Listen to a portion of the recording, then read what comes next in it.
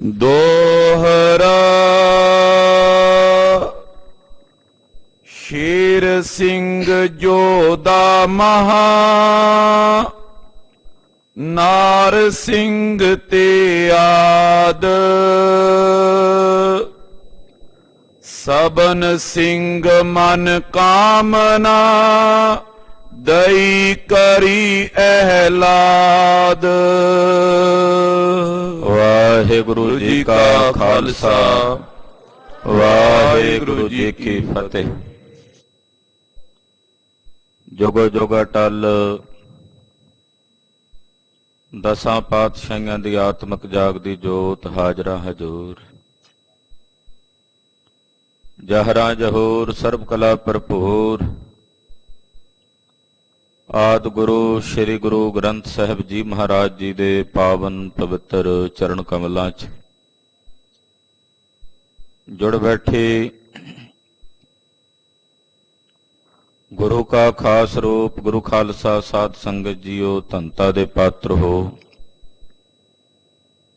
ਨਿਤਾ ਪ੍ਰਤੀ ਗੁਰੂ ਚਰਨਾਂ 'ਚ ਹਾਜ਼ਰੀਆਂ ਭਰ ਕੇ ਸਾਹਿਬੇ ਕਮਾਲ ਪੰਥ ਦੇ ਵਾਲੀ ਸਤਿਗੁਰੂ ਸ੍ਰੀ ਗੁਰੂ ਗੋਬਿੰਦ ਸਿੰਘ ਸਾਹਿਬ ਜੀ ਮਹਾਰਾਜ, ਗਰੀਬ ਨਵਾਜ ਪਾਤਸ਼ਾਹ ਦੇ ਪਾਵਨ ਪਵਿੱਤਰ ਇਤਿਹਾਸ ਦੀ ਲੜੀਵਾਰ ਕਥਾ ਸਰਵਣ ਕਰਕੇ ਆਪਣੇ ਜੀਵਨ ਦਾ ਸਮਾਂ ਸਵਾਸ ਗੁਰੂ ਲੇਖੇ ਲਾ ਕੇ ਸਫਲਾ ਕਰਦੇ। ਅਵਰ ਕਾਜ ਤੇਰਾ ਕਿਤੈ ਨਾ ਕਾਮ, ਮਿਲ ਸਾਧ ਸੰਗਤ ਭਜ ਕੇਵਲ ਨਾਮ। ਮਨੁੱਖੀ ਜੀਵਨ ਦਾ ਇਹੀ ਲਾਹੋ ਹੈ। ਕਲਗੀਧਰ ਪਾਤਸ਼ਾਹ ਜੀ ਮਹਾਰਾਜ ਜੀ ਦੀ ਸਿਫਤ ਮਹਾਕਵੀ ਕਵੀਰਾਜ ਭਾਈ ਸਾਹਿਬ ਭਾਈ ਸੰਤੋਖ ਸਿੰਘ ਜੀ ਨੇ ਕੀਤੀ ਹੈ ਔਰ ਪਾਰ ਬ੍ਰਹਮ ਪਰਮੇਸ਼ਵਰ ਦਾ ਅਕਾਲ ਪੁਰਖ ਦਾ ਪ੍ਰਤੱਖ ਰੂਪ ਜਾਣ ਕੇ ਕੀਤੀ ਹੈ। ਆਨੰਦਪੁਰ ਸਾਹਿਬ ਵਿਖੇ ਜੰਗ ਹੋ ਰਿਹਾ ਹੈ। ਰਾਤ ਦਾ ਸਮਾਂ ਕਿਲ੍ਹਾ ਲੋਹਗੜ੍ਹ ਵਿਖੇ ਭਾਈ ਸ਼ੇਰ ਸਿੰਘ ਜਥੇਦਾਰ ਭਾਈ ਨਾਰ ਸਿੰਘ ਵਿਚਾਰ ਕਰਦੇ ਨੇ ਕਿ ਦੁਸ਼ਮਣਾਂ ਨੇ ਲੋਹਗੜ੍ਹ ਦੇ ਨੇੜੇ ਮੋਰਚੇ ਕਰ ਲਏ ਨੇ, ਗਫਲਤ ਦੀ ਨੀਂਦ 'ਚ ਸੁੱਤੇ ਹਨ। ਇਹਨਾਂ ਅੰਦਰ ਭੈ ਨਹੀਂ ਤੇ ਜੇ ਇਹ ਨੇੜੇ ਵੱਧ ਰਹੇ ਨੇ ਤੇ ਨੁਕਸਾਨ ਕਰਨਗੇ। ਨੀਤੀ ਕਹਿੰਦੀ ਹੈ ਦੁਸ਼ਮਣਾਂ ਨੂੰ ਮਾਰ ਕੇ ਭਜਾਣਾ ਚਾਹੀਦਾ ਹੈ। ਨਾਰ ਸਿੰਘ ਕਹਿਣ ਲੱਗੇ ਗੁਰੂ ਪਾਤਸ਼ਾਹ ਜੀ ਇਸ ਵੇਲੇ ਆਰਾਮ 'ਚ ਨੇ, ਕਿਵੇਂ ਆਗਿਆ ਲਈਏ। ਸ਼ੇਰ ਸਿੰਘ ਜੀ ਕਹਿਣ ਲੱਗੇ ਗੁਰੂ ਪਾਤਸ਼ਾਹ ਦਾ ਤਾਂ ਹੁਕਮ ਹੈ ਇਹਨਾਂ ਮਲੇਛਾਂ ਨੂੰ ਮਾਰਨਾ। ਵਿਚਾਰ ਕਰਕੇ ਸਿੰਘਾਂ ਨੇ ਕਿਲ੍ਹਾ ਲੋਹਗੜ੍ਹ ਸਾਹਿਬ ਚੋਂ ਬਾਹਰ ਨਿਕਲ ਕੇ ਇੱਕ ਸ਼ੇਰ ਵਾਂਗੂ ਝਪਟ ਮਾਰੀ। ਮੋਰਚਿਆਂ ਵਿੱਚ ਇਹੋ ਜਿਹੀ ਕਟਾ ਵੱਢ ਹੋਈ, ਤਕਰੀਬਨ ਅੱਧੀ ਘੜੀ ਦੇ ਵਿੱਚ ਹੀ ਬਹੁਤ ਸਾਰੇ ਦੁਸ਼ਮਣ ਮਲੇਛ ਮਾਰੇ ਗਏ। ਸਿੰਘ ਇੱਕਦਮ ਅੱਧੀ ਘੜੀ 'ਚ ਹੀ ਹਮਲਾ ਕਰਕੇ ਵਾਪਸ ਕਿਲ੍ਹਾ ਲੋਹਗੜ੍ਹ 'ਚ ਆ ਗਏ। ਇਹ ਬੇਸੁੱਧ ਹੋਏ ਆਪਸ ਵਿੱਚ ਹੀ ਇੱਕ ਦੂਜੇ ਨੂੰ ਕੱਟ-ਕੱਟ ਕੇ ਮਾਰਨ ਲੱਗੇ ਹਨ। ਆਪਸ ਵਿੱਚ ਹੀ ਲੜ ਕੇ ਮਰਨ ਲੱਗੇ ਹਨ। ਉਧਰ ਸੂਬੇ ਲਾਹੌਰ ਨੂੰ ਤੇ ਸੂਬੇ ਵਜ਼ੀਰ ਖਾਨ ਨੂੰ ਪਤਾ ਲੱਗਾ, ਰੌਲਾ ਪਿਆ ਹੋਇਆ ਤੇ ਕਲਗੀਧਰ ਜੀ ਦੇ ਕੰਨੀ ਆਵਾਜ਼ ਪਈ। ਗੁਰਦੇਵ ਨੇ ਸੇਵਾਦਾਰ ਨੂੰ, ਪਹਿਰੇਦਾਰ ਨੂੰ ਹੁਕਮ ਕੀਤਾ ਪਤਾ ਕਰੋ।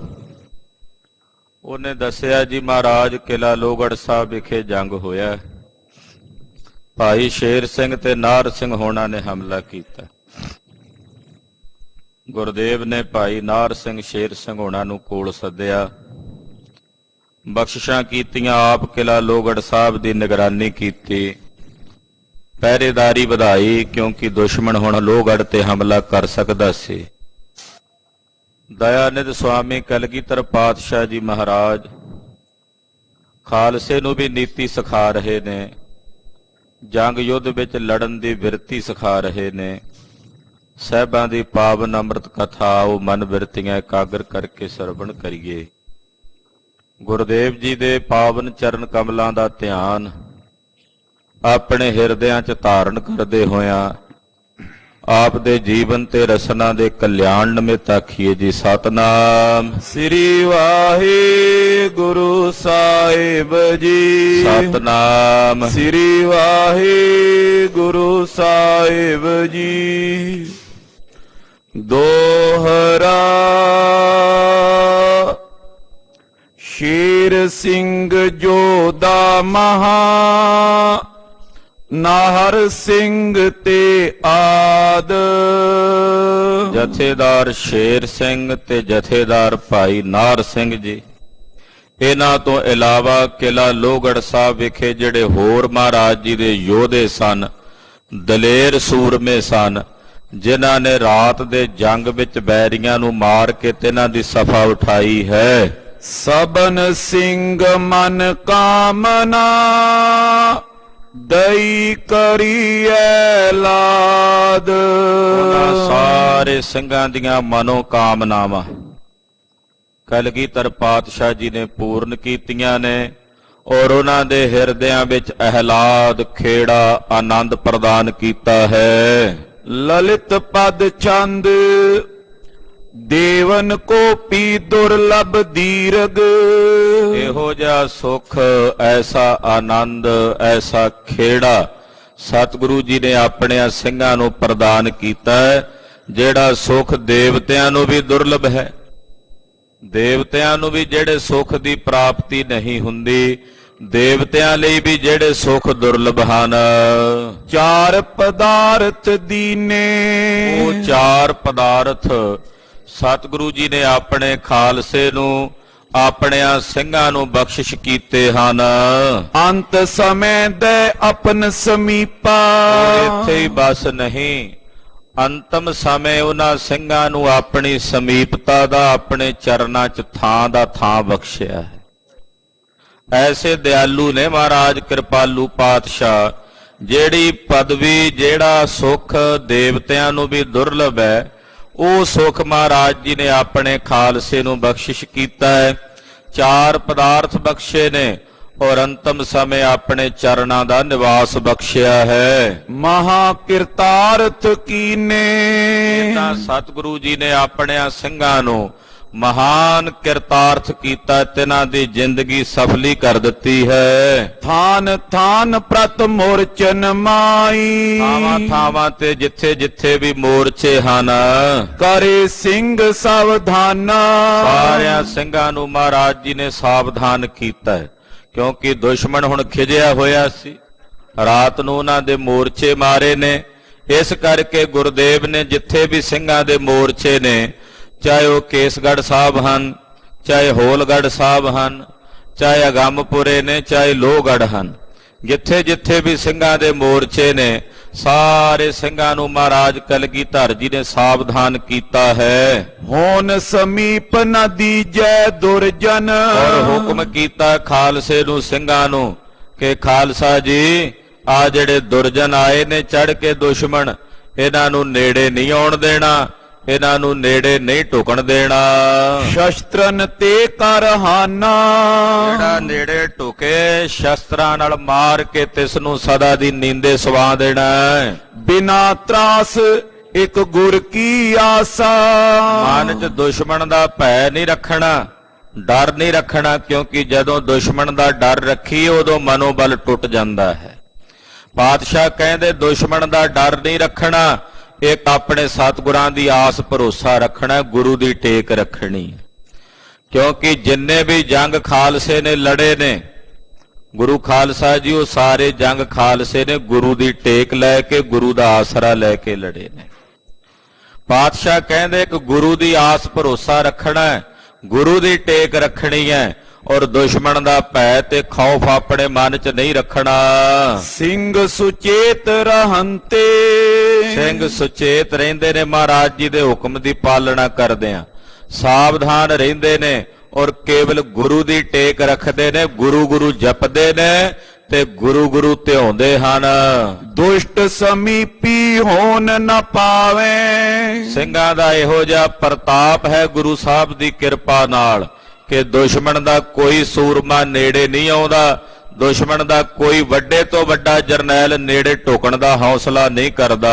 ਲਾਖੋਂ ਗਿਰਦ ਭ੍ਰਮੰਤੇ, ਚਾਰੇ ਪਾਸੇ ਲੱਖਾਂ ਦੀ ਗਿਣਤੀ ਵਿੱਚ ਗਿਰਦੇ ਗਿਰਦੇ ਭਟਕਦੇ ਫਿਰਦੇ ਨੇ ਪਰ ਸਿੰਘਾਂ ਦੇ ਨੇੜੇ ਨਹੀਂ ਆਉਂਦੇ। ਉਤ ਸੂਬੇ ਦੋਨੋਂ ਮਿਲ ਬੈਠੇ, ਉਧਰ ਦੋਵੇਂ ਸੂਬੇਦਾਰ ਲਾਹੌਰ ਤੇ ਸੂਬੇਦਾਰ ਸਰਹੰਦ ਇਹ ਮਿਲ ਕੇ ਇਕੱਠੇ ਹੋ ਕੇ ਬੈਠੇ ਹਨ। ਭੀਮ ਚੰਦ ਟਿਗ ਆਇਓ, ਇੰਨੇ ਨੂੰ ਰਾਜਾ ਭੀਮ ਚੰਦ ਇਹਨਾਂ ਦੋਨਾਂ ਸੂਬੇਦਾਰਾਂ ਦੇ ਕੋਲ ਆ ਪਹੁੰਚਿਆ। ਗਿਰਪਤ ਅਪਰ ਹੰਡੂਰੀ ਆਦਿਕ, ਭੀਮ ਚੰਦ ਦੇ ਨਾਲ ਹੋਰ ਵੀ ਕੁਝ ਪਹਾੜੀ ਰਾਜੇ ਸੀ, ਰਾਜਾ ਹੰਡੂਰੀਆ, ਭੂਪ ਚੰਦ ਆਦਿਕ ਮਿਲੇ ਆਨ ਇਕ ਥਾਇਓ। ਇਹ ਸਾਰੇ ਰਾਜੇ ਆ ਕੇ ਦੋਨਾਂ ਸੂਬੇਦਾਰਾਂ ਨੂੰ ਇੱਕ ਜਗ੍ਹਾ ਤੇ ਆਣ ਕੇ ਮਿਲੇ ਹਨ। ਤੁਰਕ ਮੁਸਾਹਿਬ ਸਿਆਣੇ ਮੁਖੀ ਜੋ, ਔਰ ਜਿਹੜੇ ਮੁਸਲਮਾਨਾਂ ਦੇ ਤੁਰਕਾਂ ਦੇ ਵੱਡੇ ਵੱਡੇ ਮੁਸਾਹਿਬ ਤੇ ਮੁਖੀਏ ਸੀ ਫੌਜ ਦੇ, ਜਾਂ ਜਿਹੜੇ ਪ੍ਰਧਾਨ ਵਜ਼ੀਰ ਵੱਡੇ ਅਫਸਰ ਸਨ, ਬੈਠੇ ਸਰਬ ਸਭਾ ਮੈਂ, ਉਹ ਸਾਰੇ ਸੂਬੇ ਲਾਹੌਰ ਤੇ ਸੂਬੇ ਸਰਹੰਦ ਕੋਲ ਆ ਕੇ ਬੈਠੇ ਨੇ ਰਾਤ ਵਾਲੇ ਮਸਲੇ ਤੇ। ਰਾਤ ਨੂੰ ਜਿਵੇਂ ਸਿੰਘਾਂ ਨੇ ਹਮਲਾ ਕੀਤਾ ਸੀ ਲੋਹਗੜ੍ਹ ਕਿਲੇ ਚੋਂ, ਉਹਦੇ ਸਬੰਧ ਵਿੱਚ ਸਾਰੇ ਮੀਟਿੰਗ ਕਰਨ ਵਾਸਤੇ ਬੈਠੇ ਹਨ। ਸ਼ੋਕ ਪਰਾਜੈ ਤੇ ਚਿਤ ਉਪਜਿਓ, ਹਾਰ ਹੋਈ ਹੈ ਬੜੀ ਵੱਡੀ ਇਹਨਾਂ ਦੀ, ਉਸ ਹਾਰ ਕਰਕੇ ਇਹਨਾਂ ਦੇ ਮਨ ਵਿੱਚ ਬੜਾ ਵੱਡਾ ਡਾਢਾ ਸ਼ੋਕ ਹੈ, ਬੜਾ ਵੱਡਾ ਡਾਢਾ ਦੁੱਖ ਹੈ। ਤਜ ਉਤਸ਼ਾਹ ਤਮਾਮੈ, ਔਰ ਸਾਰਿਆਂ ਨੇ ਆਪਣੇ ਮਨ ਦਾ ਉਤਸ਼ਾਹ ਛੱਡਿਆ ਹੋਇਆ, ਕਿਸੇ ਅੰਦਰ ਵੀ ਉਤਸ਼ਾਹ ਦੀ ਬਿਰਤੀ ਨਜ਼ਰ ਨਹੀਂ ਆਉਂਦੀ। ਚਿਹਰੇ ਇਹਨਾਂ ਦੇ ਢੱਠੇ ਹੋਏ ਨੇ, ਜਿਵੇਂ ਪਿਲਤਣ ਪਈ ਹੁੰਦੀ ਹੈ ਸਰੀਰ ਤੇ ਚਿਹਰੇ ਤੇ, ਏਦਾਂ ਨਜ਼ਰ ਆਉਂਦੇ ਹਨ। ਭਾਜ ਬਚੇ ਜੋ ਮੁਰਚੇ ਮੈਂ ਤੇ, ਜਿਹੜੇ ਰਾਤ ਨੂੰ ਮੋਰਚਿਆਂ ਵਿੱਚੋਂ ਭੱਜ ਕੇ ਬਚੇ ਸਨ ਤੁਰਕ, ਮੋਰਚਿਆਂ ਵਿੱਚੋਂ ਦੌੜ ਕੇ ਜਿਹੜੇ ਬਚੇ ਸਨ, ਸੋ ਤਤਕਾਲ ਬੁਲਾਏ, ਉਹਨਾਂ ਨੂੰ ਤਾਤਕਾਲ ਬੁਲਾਇਆ ਪਤਾ ਕਰਨ ਲਈ ਵੀ ਅਕਸਰ ਜੰਗ ਹੋਇਆ ਕਿਵੇਂ ਆ, ਕਿਵੇਂ ਖਾਲਸੇ ਨੇ ਹਮਲਾ ਕੀਤਾ। ਉਹ ਤਾਂ ਉਹੀ ਦੱਸ ਸਕਦੇ ਸੀ ਨਾ ਜਿਹੜੇ ਮੌਜੂਦ ਸੀ ਉੱਥੇ। ਇਸ ਕਰਕੇ ਜਿਹੜੇ ਤੁਰਕ ਮੋਰਚਿਆਂ ਚੋਂ ਭੱਜ ਕੇ ਆਏ ਸਨ ਉਹਨਾਂ ਨੂੰ ਬੁਲਾ ਕੇ ਪੁੱਛਣ ਲੱਗੇ ਹਨ, ਕਰਨ ਲਗੇ ਦਰਿਆਫਤ ਤਿਨ ਕੀ, ਉਹਨਾਂ ਦੀ ਦਰਿਆਫਤ ਕਰਨ ਲੱਗੇ ਨੇ ਵੀ ਜਿਹੜੇ ਭੱਜ ਕੇ ਆਏ ਨੇ ਉਹ ਕਿਹੜੇ ਕਿਹੜੇ ਨੇ, ਮੋਰਚਿਆਂ ਵਿੱਚੋਂ ਜਿਹੜੇ ਨਿਕਲ ਕੇ ਆਏ ਨੇ ਉਹ ਕਿਹੜੇ ਕਿਹੜੇ ਨੇ, ਉਹਨਾਂ ਦੀ ਪਛਾਣ ਕਰੋ। ਕਿਸ ਬਿਦ ਦੁਸ਼ਮਨ ਆਏ, ਉਹਨਾਂ ਨੂੰ ਬੁਲਾ ਕੇ ਫਿਰ ਸਾਰੀ ਦਰਿਆਫਤ ਕਰਦੇ ਨੇ, ਪੁੱਛਦੇ ਨੇ ਦੱਸੋ ਕਿਵੇਂ ਦੁਸ਼ਮਣ ਆਇਆ ਸੀ ਤੁਹਾਡੇ ਤੇ ਚੜ ਕੇ, ਸਿੰਘ ਕਿਵੇਂ ਆਏ ਸਨ ਤੁਹਾਡੇ ਤੇ ਚੜ ਕੇ ਰਾਤ ਨੂੰ, ਕਿਮ ਆਲਸ ਬੋ ਕਰੇ ਦਬਾਵਨ, ਕਿਵੇਂ ਤੁਸੀਂ ਆਲਸੀ ਤੇ ਦਲਿਦਰੀ ਹੋਏ ਪਏ ਸੀ ਕਿ ਤੁਹਾਨੂੰ ਆ ਕੇ ਸਿੰਘਾਂ ਨੇ ਦਬ ਲਿਆ। ਗਾਫਲ ਹੋਏ ਕਰ ਸੋਏ, ਤੁਸੀਂ ਵੀ ਗਾਫਲ ਹੋ ਕੇ ਸੁੱਤੇ ਪਏ ਹੋਣੇ ਹੋ, ਤਦੇ ਇਦਾਂ ਹੋਇਆ ਤੁਸੀਂ ਗਾਫਲ ਹੋ ਕੇ ਬੇਖੌਫ ਹੋ ਕੇ ਸੁੱਤੇ ਪਏ ਹੋਵੋਗੇ। ਪਈ ਪਰਾਜੈ ਸੁਭ ਕੀ ਹਮਕੋ, ਔਰ ਕਹਿੰਦੇ ਤੁਹਾਡੀ ਇਹ ਪਰਾਜੈ ਹੋਈ ਆ, ਇਹਦੇ ਨਾਲ ਸਾਡੀ ਸਾਰੇ ਪਾਸੇ ਅਸੋਭਾ ਹੋਣੀ। ਅਸੋਭਾ ਦਾ ਮਤਲਬ ਆਪਜਸ ਹੋਣਾ, ਜਿਹੜਾ ਜਿਹੜਾ ਵੀ ਸੁਣੇਗਾ। ਜੈ ਕੈ ਸੁਨ ਸਭ ਕੋਏ, ਕਿੱਥੇ ਕਿੱਥੇ ਜਿਹੜਾ ਵੀ ਸੁਣੇਗਾ ਸਾਡਾ ਆਪਜਸ ਕਰੇਗਾ। ਵੀ ਵੱਡੇ ਸੂਬੇਦਾਰ ਬਣੇ ਫਿਰਦੇ ਸੀ, ਸਿੰਘਾਂ ਤੋਂ ਮੁੱਠੀ ਭਰ ਸਿੰਘਾਂ ਤੋਂ ਹਾਰ ਗਏ। ਏਦਾਂ ਸਾਡਾ ਆਪਜਸ ਹੋਣਾ। ਜਿਹੜੀ ਤੁਹਾਡੀ ਕਰਤੂਤ ਤੁਸੀਂ ਕੀਤੀ ਆ, ਰਾਤ ਨੂੰ ਤੁਸੀਂ ਮੋਰਚਿਆਂ 'ਚ ਲੜਨ ਬੈਠੇ ਸੀ ਕਿ ਸੌਣ ਬੈਠੇ ਸੀ, ਕਿ ਸੁੱਤੇ ਪਿਆਂ ਨੂੰ ਆ ਕੇ ਤੁਹਾਨੂੰ ਸਿੰਘ ਦੱਬ ਕੇ ਮਾਰ ਗਏ ਨੇ। ਇਹਦੇ ਨਾਲ ਸਾਡੀ ਬੜੀ ਵੱਡੀ ਮਾਣਹਾਨੀ ਹੋਈ ਹੈ, ਸਾਡਾ ਬਹੁਤ ਜ਼ਿਆਦਾ ਵੱਡਾ ਆਪਜਸ ਤੇ ਅਨਾਦਰ ਹੋਇਆ ਹੈ। ਕਹਿਤ ਪਏ ਸਭ ਸੁਨ ਨਵਾਬ ਜੀ, ਉਹ ਜਿਹੜੇ ਮੋਰਚਿਆਂ 'ਚੋਂ ਭੱਜ ਕੇ ਆਏ ਸਨ ਉਹ ਫਿਰ ਬੋਲੇ, ਕਹਿਣ ਲੱਗੇ ਨਵਾਬ ਜੀ ਸੁਣੋ, ਰੱਖੀ ਕਨੀ ਤਕਰਾਈ, ਅਸੀਂ ਸਾਰੀ ਰਾਤ ਬੜੀ ਤਕੜਾਈ ਰੱਖੀ, ਅਸੀਂ ਤਾਂ ਪਹਿਰੇ ਤੇ ਬੈਠੇ ਸੀ, ਸਾਰੇ ਬੜੀ ਸਾਵਧਾਨੀ ਦੇ ਨਾਲ ਪਹਿਰਾ ਦਿੰਦੇ ਸੀ। ਜਾਨ ਫਜ਼ਰ ਕੋ ਵਕਤ ਹੋਏ ਅਬ, ਜਦੋਂ ਫਜ਼ਰ ਦਾ ਸਮਾਂ ਹੋਇਆ ਯਾਨੀ ਕਿ ਅੰਮ੍ਰਿਤ ਵੇਲੇ ਦਾ ਸਮਾਂ ਹੋਇਆ, ਜਦੋਂ ਅਸੀਂ ਵੇਖਿਆ ਵੀ ਹੁਣ ਤਾਂ ਦਿਨ ਚੜ੍ਹਨ ਵਾਲਾ ਹੈ, ਫਜ਼ਰ ਦਾ ਸਮਾਂ ਆ ਗਿਆ ਹੈ, ਨਰ ਬੋਤੇ ਅਲਸਾਈ, ਤੇ ਸਾਰੀ ਰਾਤ ਦੇ ਜਾਗਦੇ ਬੰਦਿਆਂ ਨੂੰ ਸਵੇਰੇ ਮਾੜੀ ਮੋਟੀ ਆਲਸ ਆ ਹੀ ਜਾਂਦੀ ਹੈ 3-4 ਵਜੇ। ਸਾਰੀ ਰਾਤ ਜਾਗਦੇ ਸੀ, ਸਵੇਰੇ ਜਦੋਂ 3-4 ਵਜੇ ਦਾ ਵੇਲਾ ਹੋਇਆ ਫਜਲ ਦਾ ਵੇਲਾ ਹੋਇਆ। ਉਸ ਵੇਲੇ ਬਹੁਤੇ ਨੂੰ ਆਲਸ ਆ ਗਈ, ਕਈਆਂ ਨੂੰ ਨੀਂਦ ਆ ਗਈ। ਕਰਤ ਰੋਜ ਹੀ ਰਹੇ ਇਸੀ ਬਿਦ। ਅੱਗੇ ਰੋਜ਼ ਦਾ ਹੀ ਕੰਮ ਸੀ, ਇਦਾਂ ਹੀ ਹੁੰਦਾ ਸੀ ਵੀ ਰਾਤ ਅਸੀਂ ਜਾਗਦੇ ਸੀ, ਸਵੇਰੇ ਮਾੜੀ ਮੋਟੀ ਅੱਖ ਲਾ ਲੈਂਦੇ ਸੀ ਸਾਰੇ। ਇਹ ਰੋਜ਼ ਦਾ ਹੀ ਕੰਮ ਸੀ ਸਾਡਾ, ਰਾਤ ਸਾਰੀ ਪਹਿਰਾ ਦੇਣਾ ਤੇ ਜਦੋਂ ਸਵੇਰੇ ਦਿਨ ਲੋ ਲੱਗਣ ਤੋਂ ਪਹਿਲਾਂ ਪਹਿਲਾਂ ਆਲਸ ਆ ਜਾਣੀ ਤੇ ਨੀਂਦ ਕਈਆਂ ਨੇ ਲੈ ਲੈਣੀ। ਫਜ਼ਰ ਵਖਤ ਅਲਸਾਏ। ਤੇ ਅੱਜ ਵੀ ਰੋਜ਼ ਵਾਂਗੂ ਹੀ ਫਜਰ ਦਾ ਜਿਹੜਾ ਸਮਾਂ ਸੀ ਉਦੋਂ ਅਲਸਾ ਗਏ। ਦਿਨ ਮੈਂ ਲਰ ਹੈ ਇਹ ਵਿਸਾਸ ਤਰ। ਅਸੀਂ ਇਹ ਵਿਸ਼ਵਾਸ ਰੱਖਿਆ ਸੀ ਵੀ ਜਿਹੜੇ ਸਿੰਘ ਨੇ ਦਿਨੇ ਲੜਨਗੇ ਸਾਡੇ ਨਾਲ, ਇਹ ਦਿਨ ਦੇ ਚਾਨਣੇ ਵਿੱਚ ਸਾਡੇ ਨਾਲ ਆ ਕੇ ਲੜਾਈ ਕਰਨਗੇ। ਸਾਨੂੰ ਤਾਂ ਇਸ ਗੱਲ ਦਾ ਯਕੀਨ ਸੀ। ਜਾਗਤ ਕਿਤ ਕਰਾਏ। ਇਸ ਕਰਕੇ ਅਸੀਂ ਬਹੁਤੇ ਨਹੀਂ ਸੀ ਜਾਗਦੇ, ਥੋੜੇ ਜਿਹੇ ਬੰਦੇ ਸਾਡੇ ਜਿਹੜੇ ਸਨ ਉਹ ਜਾਗਦੇ ਸਨ। ਇਤਨੇ ਮੈਂ ਤਸਕਰ ਕੀ ਸਮਸਰ। ਪਰ ਸਾਨੂੰ ਇਹ ਨਹੀਂ ਸੀ ਪਤਾ ਵੀ ਅੱਧੀ ਰਾਤ ਦੇ ਸਮੇਂ ਬੀਤਿਆ ਅੰਮ੍ਰਿਤ ਵੇਲੇ ਫਜਰ ਦੇ ਸਮੇਂ ਇਹ ਆਉਣਗੇ। ਉਹੀ ਗੱਲ ਹੋਈ, ਇਹ ਅੰਮ੍ਰਿਤ ਵੇਲੇ ਜਿਵੇਂ ਚੋਰ ਆਉਂਦੇ ਆ ਏਦਾਂ ਦੱਬੇ ਪੈਰੀ ਚੱਲ ਕੇ ਆਏ ਸਾਡੇ ਤੇ। ਆਨ ਪਰੇ ਸਮੁਦਾਈ। ਇਹ ਤਾਂ ਸਾਨੂੰ ਉਦੋਂ ਪਤਾ ਲੱਗਾ ਜਦੋਂ ਸਾਡੀਆਂ ਧੌਣਾਂ ਤੇ ਤਲਵਾਰਾਂ ਸਨ। ਪਹਿਲਾਂ ਤਾਂ ਪਤਾ ਹੀ ਨਹੀਂ ਲੱਗਾ ਵੀ ਸਾਨੂੰ ਆਏ ਨੇ।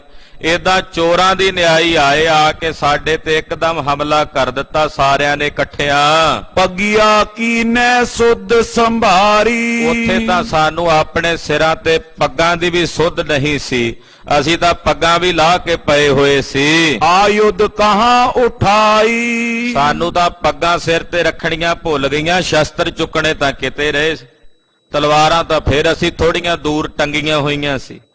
ਕਹਿੰਦੇ ਸਾਨੂੰ ਤਾਂ ਪੱਗਾਂ ਸਾਂਭਣੀਆਂ ਔਖੀਆਂ ਹੋ ਗਈਆਂ, ਤਲਵਾਰਾਂ ਤਾਂ ਅਸੀਂ ਕੀ ਸਾਂਭਣੀਆਂ ਸੀ। ਸੁਪਤ ਕਟੇ ਕੋ ਉਠਨ ਨ ਪਾਏ। ਸੁੱਤੇ ਪਈ ਕੱਟੇ ਗਏ ਸਾਡੇ ਬਹੁਤੇ ਸਾਥੀ, ਉੱਠ ਹੀ ਨਹੀਂ ਸਕੇ।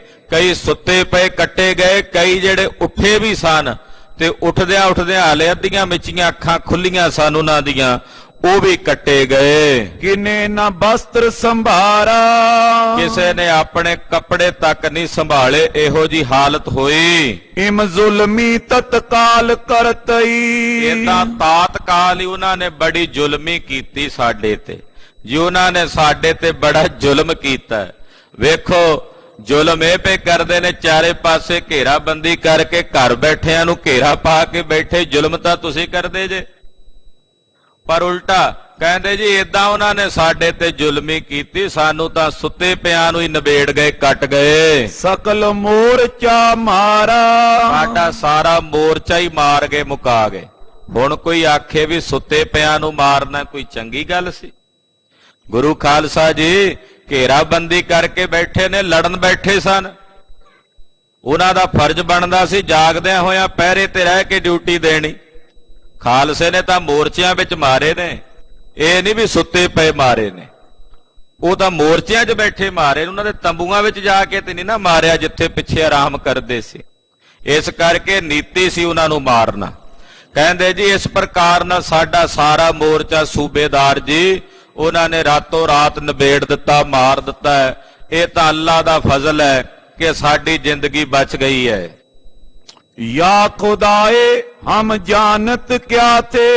ਕਹਿੰਦੇ ਯਾ ਖੁਦਾ ਅਸੀਂ ਤਾਂ ਕੀ ਜਾਣਦੇ ਸੀ, ਕੀ ਮੰਨੀ ਬੈਠੇ ਸੀ। ਦਗਾ ਕਰੇ ਸੰਘਾਰੇ। ਕਹਿੰਦੇ ਅਸੀਂ ਤਾਂ ਸੋਚਿਆ ਸੀ ਵੀ ਅਸੀਂ ਦਗਾ ਕਰਕੇ ਮਾਰਾਂਗੇ ਉਹਨਾਂ ਨੂੰ, ਪਰ ਉਲਟਾ ਉਹ ਸਾਡੇ ਤੇ ਆਣ ਕੇ ਪੈ ਗਏ। ਏਕ ਕਰੀ ਦਰਮਿਆਨ ਪਰੀ ਨੇ।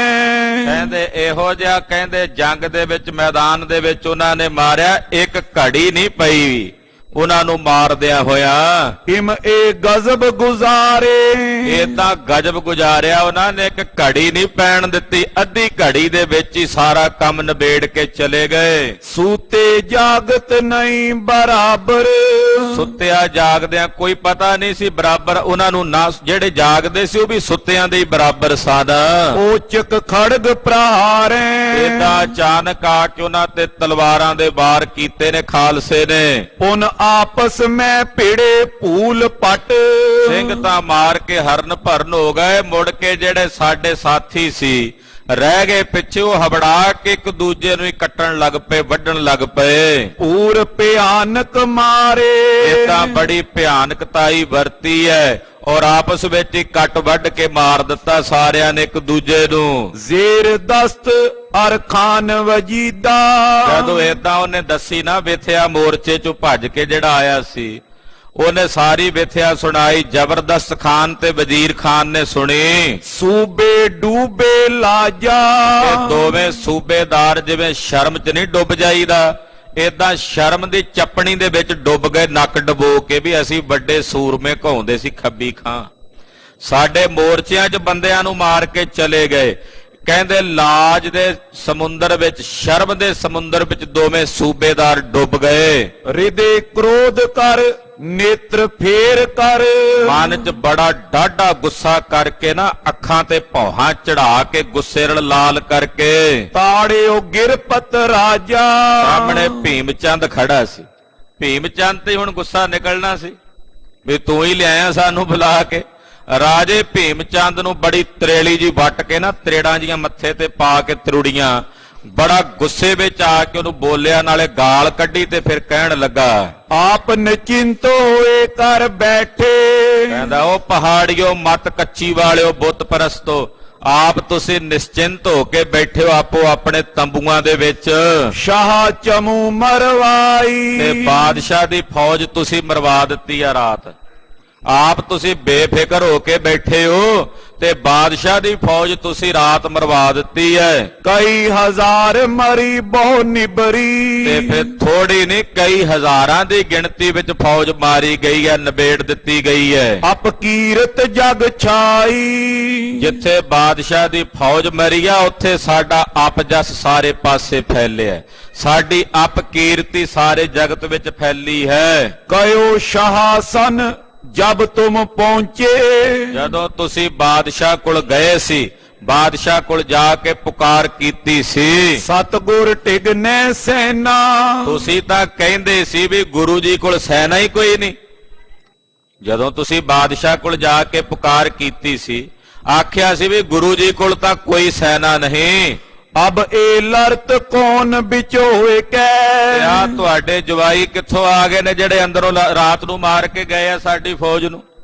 ਇਹ ਕਿੱਥੋਂ ਆ ਗਏ ਤੁਹਾਡੇ ਤੇ ਚੜ ਕੇ? ਫਿਰ ਕਿਉਂ ਨਾ ਕਹਿਤ ਕੁਛ ਬੈਨਾ, ਹੁਣ ਕਿਉਂ ਨਹੀਂ ਬੋਲਦੇ ਕੁਝ? ਹੁਣ ਕਿਉਂ ਨਹੀਂ ਆਖਦੇ? ਹੁਣ ਮੂੰਹ 'ਚ ਘੁੰਗਣੀਆਂ ਪਾ ਲੀਆਂ ਨੇ, ਜ਼ੁਬਾਨ ਨਹੀਂ ਰਹੀ ਤੁਹਾਡੇ ਮੂੰਹ 'ਚ, ਹੁਣ ਬੋਲਦੇ ਕਿਉਂ ਨਹੀਂ, ਆਖਦੇ ਕਿਉਂ ਨਹੀਂ ਕੁਝ?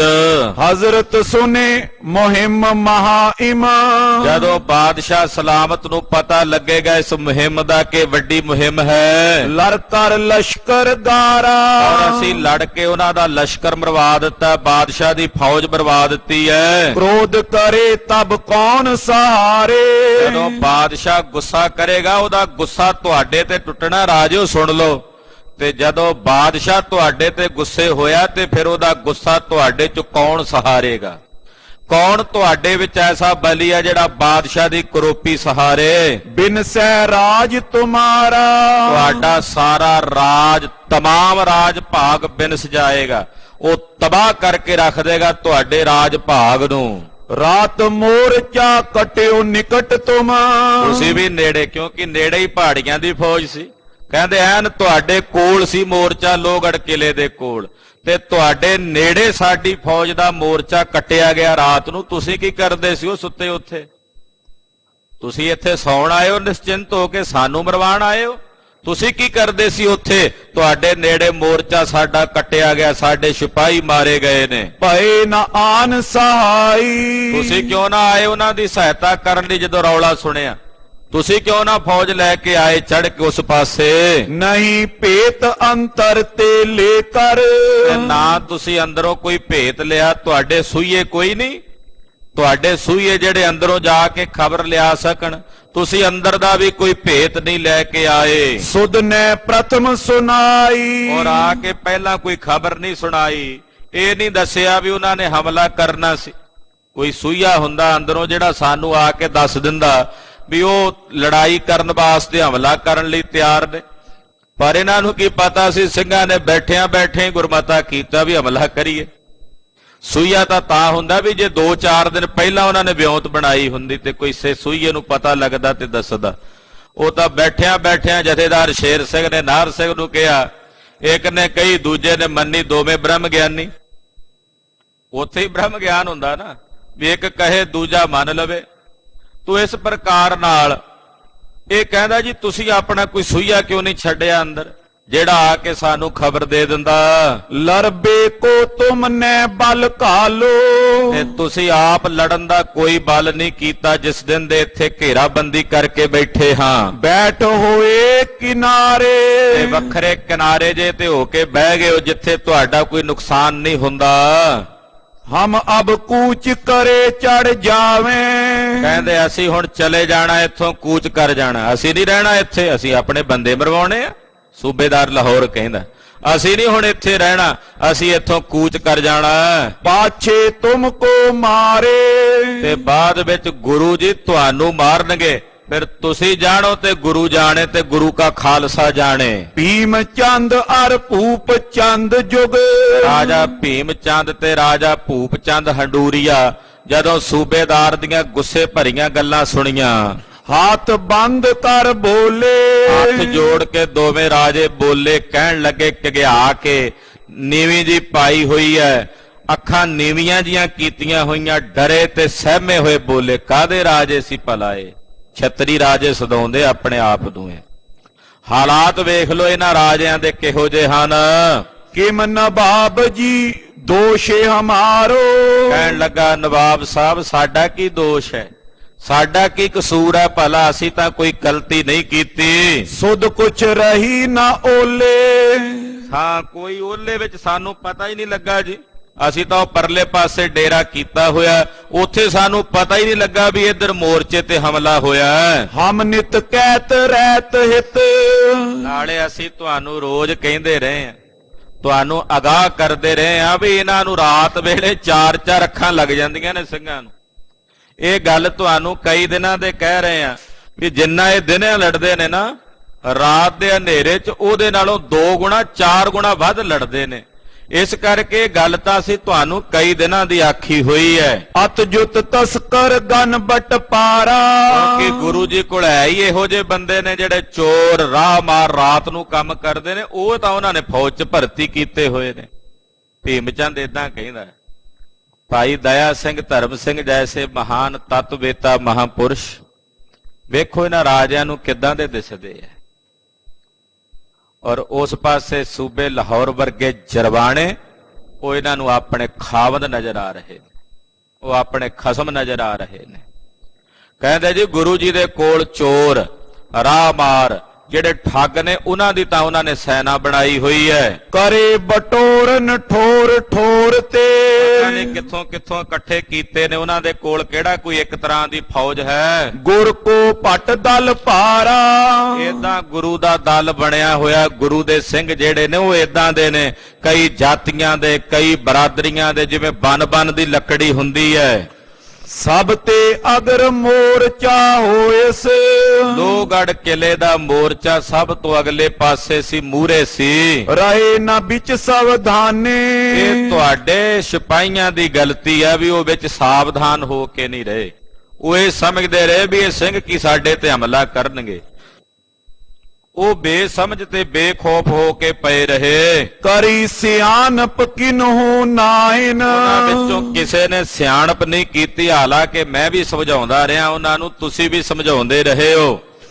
ਪੁੰਜ ਪ੍ਰਾਨ ਕੀਏ ਹਾਨੇ, ਤੇ ਵੇਖੋ ਹੁਣ ਕਿੰਨੇ ਬੰਦੇ ਮਾਰੇ ਗਏ ਨੇ ਤੁਹਾਡੇ ਰਾਤ ਸਮੇਂ, ਸਾਰੀ ਉਹਨਾਂ ਦੀ ਅਣਗਹਿਲੀ ਸੀ। ਲਰਬੇ ਤੇ ਸਰਬਰ ਨੈ ਹੋਵੋ, ਮੈਂ ਤੁਹਾਨੂੰ ਇਹ ਗੱਲ ਪਹਿਲਾਂ ਵੀ ਕਹੀ ਸੀ ਸੂਬੇਦਾਰ ਜੀ, ਹੁਣ ਦੁਬਾਰਾ ਫਿਰ ਕਹਿਣਾ, ਜੇ ਤੁਸੀਂ ਕਹੋ ਨਾ ਵੀ ਤੁਸੀਂ ਖਾਲਸੇ ਨਾਲ ਲੜ ਕੇ ਜਿੱਤ ਲੋਗੇ, ਲੜਨ ਵਿੱਚ ਤੁਸੀਂ ਉਹਨਾਂ ਦੀ ਬਰਾਬਰੀ ਨਹੀਂ ਕਰ ਸਕਦੇ। ਭਾਵੇਂ ਤੁਸੀਂ 3-4 ਲੱਖ ਦੀ ਗਿਣਤੀ ਚ ਆਇਓ ਤੇ ਭਾਵੇਂ 30 ਲੱਖ ਦੀ ਗਿਣਤੀ ਚ ਆ ਜਾਓ, ਲੜਨ ਵਿੱਚ ਤੁਸੀਂ ਉਹਨਾਂ ਦੀ ਬਰਾਬਰੀ ਨਹੀਂ ਕਰ ਸਕਦੇ। ਉਹ ਬਰਾਬਰ ਉਹਨਾਂ ਦੇ ਕੀ ਆਓਗੇ, ਤੁਸੀਂ ਉਹਨਾਂ ਦਾ ਕੱਲਾ 15-15 20 ਬੰਦੇ ਲੈ ਮਰਦਾ। ਇਹੋ ਜੀ ਤਲਵਾਰ ਚਲਾਉਂਦੇ, ਉਹ ਤਾਂ ਡਰਦੇ ਹੀ ਨਹੀਂ ਹਨ, ਉਹਨਾਂ ਨੂੰ ਤਾਂ ਖੌਫ ਹੀ ਨਹੀਂ ਹੈ। ਆਪਣੇ ਸਿਪਾਹੀਆਂ ਨੇ ਤਨਖਾਹ ਲੈਣ ਵਾਲਿਆਂ ਨੇ ਜਾਨਾਂ ਬਚਾ ਲੜਨਾ, ਉਹ ਜਾਨ ਤਲੀ ਤੇ ਰੱਖ ਪੇ ਲੜਦੇ ਨੇ, ਤੇ ਕਿਵੇਂ ਬਰਾਬਰੀ ਕਰੋਗੇ ਉਹਨਾਂ ਦੀ?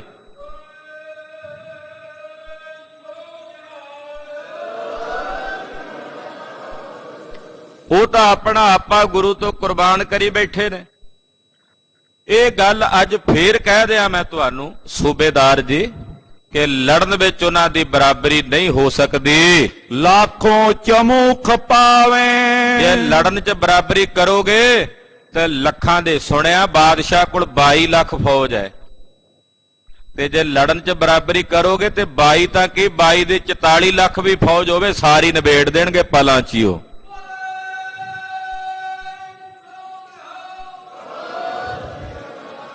ਉਹ ਤਾਂ ਕੱਲਾ ਕੱਲਾ ਸਵਾ ਲੱਖ ਨਾਲ ਲੜਨ ਨੂੰ ਆਉਂਦਾ। ਹਾਂਜੀ, ਰਹੋ ਦੂਰ ਥਿਰ ਹੋਏ ਕਰ ਸਗਰੇ। ਇਸ ਕਰਕੇ ਮੇਰੀ ਮੰਨੋ ਤੇ ਦੂਰ ਹੋ ਕੇ ਡੇਰੇ ਬਣਾ ਕੇ ਰੱਖੋ, ਮੋਰਚੇ ਲਾਈ ਰੱਖੋ ਤੇ ਦੂਰ ਰਹੋ, ਨੇੜੇ ਨਾ ਜਾਓ। ਕਿਲਾ ਲੋਹਗੜ੍ਹ ਦੇ ਨੇੜੇ ਗਏ ਸੀ ਤਾਂ ਉਹਨਾਂ ਨੇ ਹਮਲਾ ਕੀਤਾ, ਜੇ ਦੂਰ ਹੋ ਕੇ ਬੈਠੇ ਰਹਿੰਦੇ ਤੇ ਇਹਨਾਂ ਦਾ ਕੁਝ ਨਾ ਵਿਗੜਦਾ। ਇਸ ਕਰਕੇ ਦੂਰ ਦੂਰ ਹੋ ਕੇ ਬੈਠੇ ਰਹੋ, ਘੇਰਾਬੰਦੀ ਪਾ ਕੇ। ਨਿਕਟ ਹੋਣ ਨੈ ਪਾਵੇਂ ਨੇੜੇ ਨਾ ਜਾਇਓ, ਕਿਉਂਕਿ ਨੇੜੇ ਜਾਣ ਦਾ ਮਤਲਬ ਤੁਸੀਂ ਵੇਖ ਹੀ ਲਿਆ ਰਾਤ ਨੂੰ ਕੀ ਹੋਇਆ। ਨੇੜੇ ਨਾ ਜਾਇਓ, ਬਾਹਰੋਂ ਦੂਰ ਦੂਰ ਡੇਰਾ ਰੱਖਿਓ, ਔਰ ਜਿਹੜੀਆਂ ਰਸਤਾਂ ਬਸਤਾਂ ਅੰਦਰ ਜਾਣ ਤੋਂ ਬੰਦ ਕਰ ਦਿਓ, ਭੁੱਖੇ ਮਰਨਗੇ ਅੰਦਰ। ਇਦਾਂ ਆਪਾਂ ਉਹਨਾਂ ਨੂੰ ਕਾਬੂ ਕਰ ਸਕਦੇ ਆ, ਲੜ ਕੇ ਨਹੀਂ ਮਾਰ ਸਕਦੇ। ਅੰਨ ਆਦ ਰੋਕਨ ਕਰ ਰਖੀਏ।